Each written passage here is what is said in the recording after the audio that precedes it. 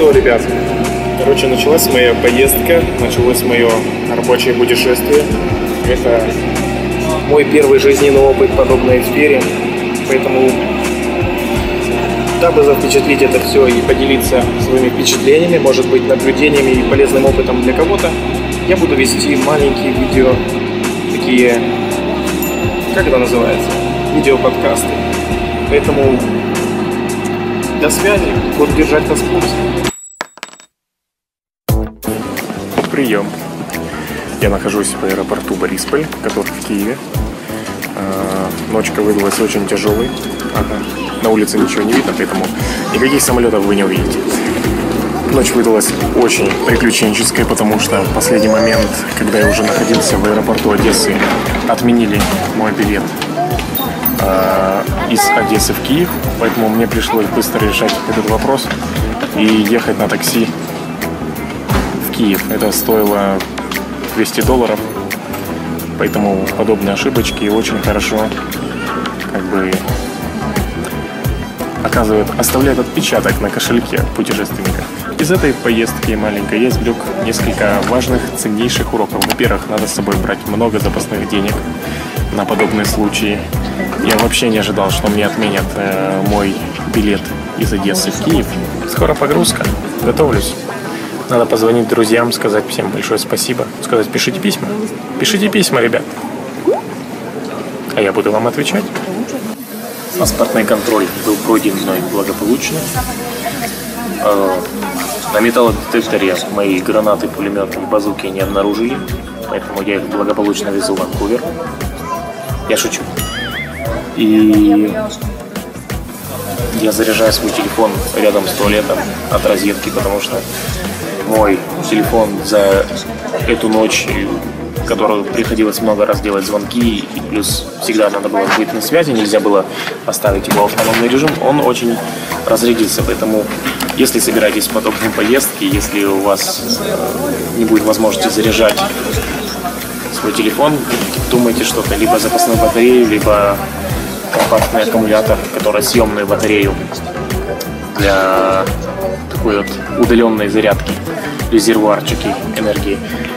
Вот так вот я заряжаю. И еще, кстати, такой вот совет. Имейте курточку рядышком с собой, потому что пока я ехал из Одессы в Киев, было очень холодно. Останавливать такси для того, чтобы просто достать там из багажника куртку, я не решался. Мне было немножко стрёмно насчет того, успею я доехать или нет. Извините, первое видео очень корявое, я еще не привык, но дальше освоюсь. Вот, собственно, для начала. До связи.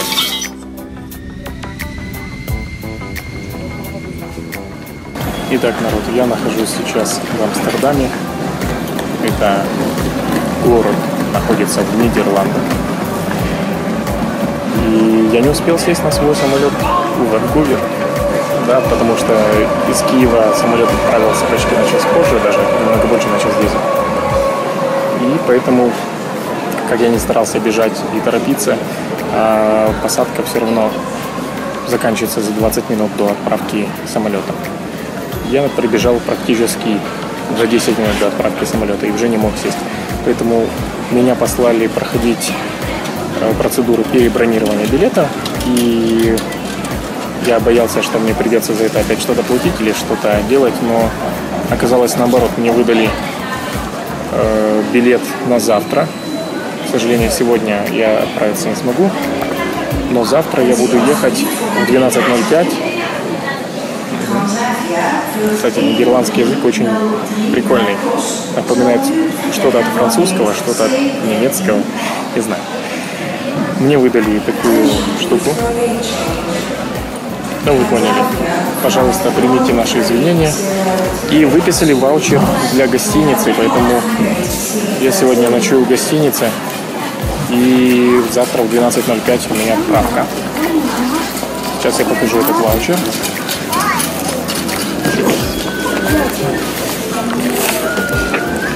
Так это она выглядит.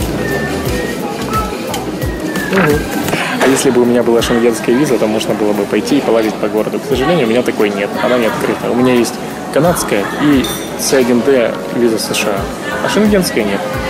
Но пока я подлетал на самолете, мне удалось немножко подсматривать за городом. И я хочу сказать, это такой Амстердам, это город перфекционистов.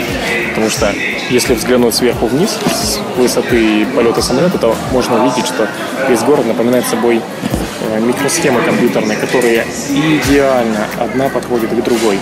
Просто идеально. Все поля, все вот эти вот затоки рек, каналы, которые орошают их земли. Плюс очень прикольно выглядят вот эти огромные гигантские теплицы. Мне кажется, что это теплицы, потому что они как такие большие, идеально ровные коробки с прозрачными потолками. Мне кажется, что это теплицы. Очень большие площади занимает. Видно было маленьких коровок, которые гуляют. Маленьких, потому что издалека.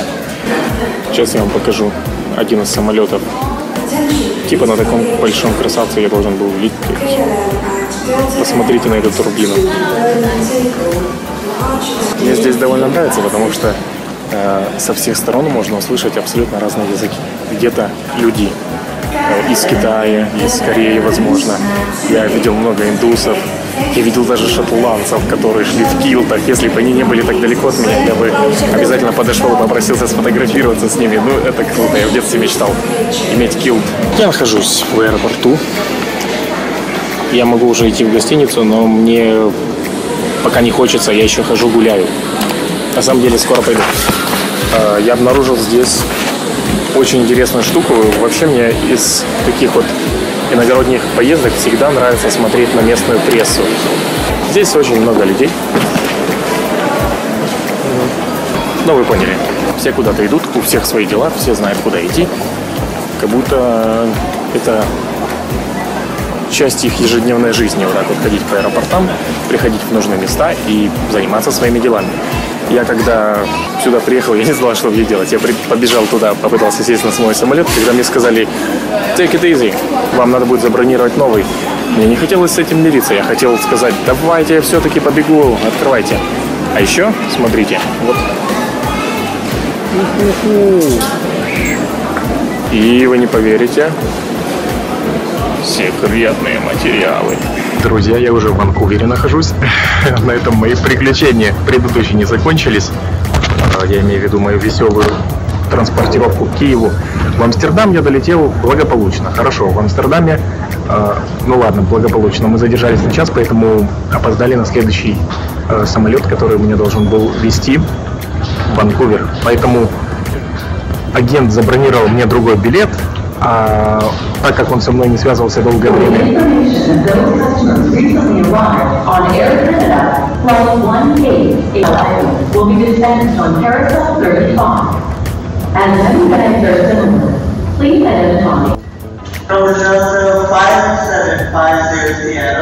так, тут не умолкает это радио.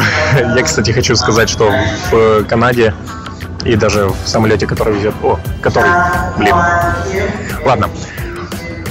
Даже в самолете, который везет в Канаду, все сообщается на двух языках, на английском и на французском. Вся реклама, все фильмы, все как бы предложения для развлечения пассажиров, которые находятся в спинке сиденья впереди тебя, тоже переводится на английский, на немецкий, на французский, на нидерландский и, по-моему, там было еще итальянский.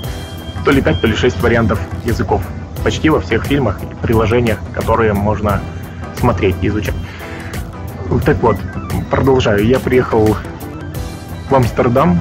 Мой билет уже не действительный, потому что регистрация на самолет была уже закрыта. Снимает? Снимает. Поэтому мой агент забронировал мне следующий билет. У меня были проблемы с тем, чтобы его распечатать. Я до последнего момента все пытался его получить на руки для того, чтобы с ним проходить регистрацию, потому что это упростило бы еще и переоформление моего багажа, багажных билетов, квитанций. В итоге уже времени почти не оставалось, и я так вот не мог получить этот билет, побежал уже прямо к гейту, к воротам, которые выводили к самолету, и, к счастью, смог зачекиниться, так сказать, там. Насчет моего багажа мне тоже написали, что его постараются мне доставить, но как бы новые эти багажные квитанции не выдали. Может быть, в связи с этим связано то, что сейчас у меня нет багажа. Новый пункт моего приключения. Я приехал в Ванкувер почти без вещей. У меня с собой рюкзак. Не видно, да? А, я не его снимаю. У меня с собой рюкзак, в котором лежат девайсы и в котором есть самое необходимое. Деньги, документы. Короче, сейчас я написал заявление по поводу того, чтобы мои вещи мне привезли. И если все хорошо, то их привезут завтра. Ну, как бы их должны привезти завтра. Просто другое дело в том, чтобы их успели привезти до того, как наше судно отчалит. Иначе я получу их только через неделю. А неделю ходить в одних штанах — это жестко даже для меня. Поэтому сейчас я отправляюсь в гостиницу и скажу пару слов уже оттуда. Ребята, привет. Я уже не собирался сейчас по дороге ничего записывать, но я не могу просто этого не сделать сейчас, потому что меня просто прет. Первое, что бросается в глаза, когда выходишь из аэропорта Ванкувера, это то, что здесь очень пахнет елками. Вот как будто ты находишься в сосновом лесу. Так, в принципе, и есть. Вы сейчас этого не увидите, но как бы здесь немало деревьев, по крайней мере, на территории. А вообще, как бы, те, кто знает, Британская Колумбия очень славится своей именно красивой флорой и фауной, это своими географическими достоинствами, которые я, к сожалению, в эту поездку не смогу оценить по достоинству из-за того, что уже завтра я сажусь на борт судна. А сейчас я иду и ищу свой car to this shuttle, который будет меня везти... вот я вижу остановку, который будет меня везти в гостиницу. Остановки, в принципе, как везде. Ну, как-то так. А вам ничего не видно, ладно.